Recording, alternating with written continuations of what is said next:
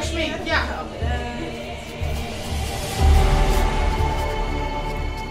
We beginnen eigenlijk altijd na de inwisseling, heel januari, februari. Nou, dan beginnen we al de boel te bedenken. Je moet eerst maar mooie ideeën komen en dan een aantal ideeën weer uitwerken. En dan een soort van tekening met er maken en uiteindelijk dan met de eerste toonje van september met er een staan. Nou heb je hem man naar daar werken en nu gaan we los. Nou zat het aan. Je hebt ervaring in de eerste prijzen. En waarom is dat? Omdat je een mooie, prachtige mooie wijn bouwt. Hey, omdat alles wat op de wijn staat, dat gaat ervoor, dat loopt erin hemzelf. Dat wordt net ozer. Asterix en Obelix, die bouwen die toer. En je hem helpen. Sommigen die willen dat net. Die hele groep doen ze die ervoor, die heeft je een werelddag. Hebben we nog dan? Ja!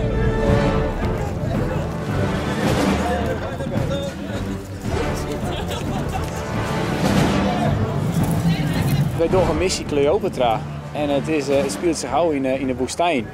Dus dan kan je net een hele kleurrijke wijn verwachten. Het is al wat in zandtinten en echt in de Asterix en Obelix sfeer.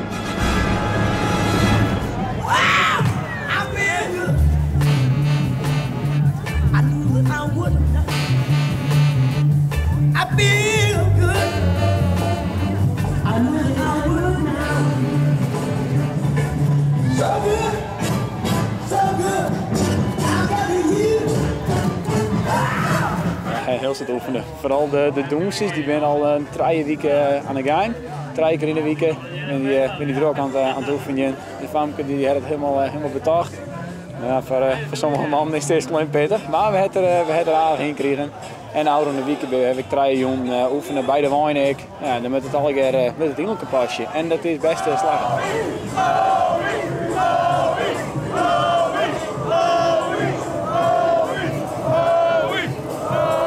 Ongeveer 50 man rennen eromheen en die moeten de wijn echt tot leven brengen. Dus dan, je ziet een wijn aan de voorkant, er gebeurt van alles. Asterix en Obelix rent erom, er is een tovenaar, maar die het toverdrankje aanbiedt. We hebben terug de bouwers, het paleis bouwen kennen, er binnen doensjes en alle figuranten. Het is een heel spektakel. Hoe kan het dat je mooiste creërs bruin bent? Ja, daar hebben we de hele week ook aan de gang. Ik ben maandag beginnen, het is in de spraytuin dat. Dus de hele week bezig met een soort verflaagje krijg je dan op die. En dan in tintjes die is dan helemaal in de spraytuin zetten.